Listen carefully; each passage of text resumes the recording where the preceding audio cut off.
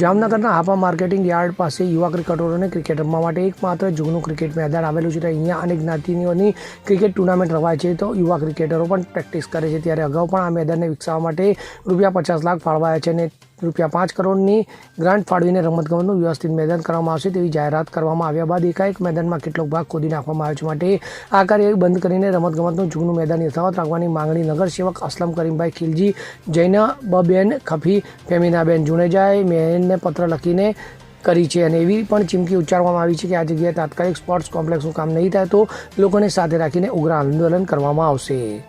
Bureau report, CN24 news. હવે જુઓ દેશ દુનિયાની તમામ ખબરો તમારી આંગળીના ટેરવે. ઉઠાવો મોબાઈલ અને Google Play Store પરથી ડાઉનલોડ કરો અમારી CN24 ન્યૂઝ મોબાઈલ એપ.